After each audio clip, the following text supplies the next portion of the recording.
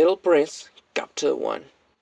Once, when I was 6 years old, I saw a magnificent picture in a book called True Stories from Nature about the primeval forest. It was a picture of a boa constrictor in the act of swallowing an animal.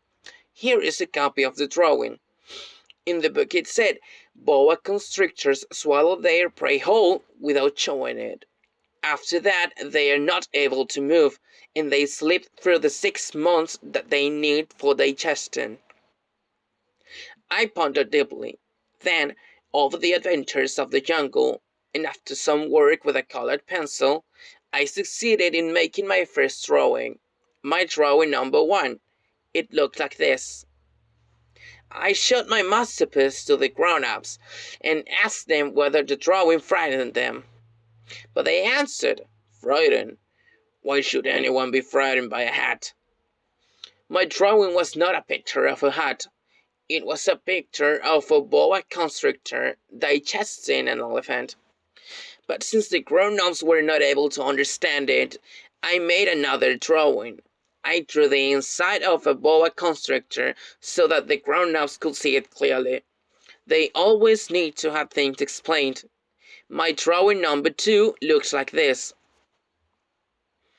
The grown-up's response this time was to advise me to lay aside my drawings of boa constrictors, whether from the inside or the outside, and devote myself instead to geography, history, arithmetic, and grammar. That is why, at the age of 6, I gave up what might have been a magnificent career as a painter.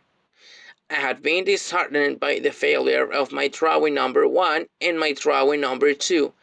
Grown-ups never understand anything by themselves, and it is tiresome for children to be always and forever explaining things to them. So then I chose another profession and learned to pilot airplanes. I have flown a little over all parts of the world, and it is true that geography has been very useful to me. At a glance, I can distinguish China from Arizona. If one gets lost in the night, such knowledge is valuable.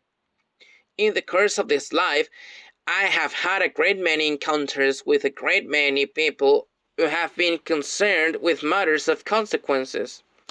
I have lived a great deal among grown-ups.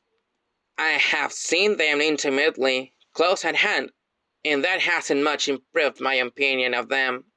Whenever I met one of them who seemed to me at all clear-sighted, I tried the experiment of showing him my drawing of number 1, which I have always kept. I will try to find so, if this was a person of true understanding. But however, it was he or she would always say, "That is a hat." Then I would never talk to that person about boa constrictors, or primeval forest, or stars. I will bring myself down to his level.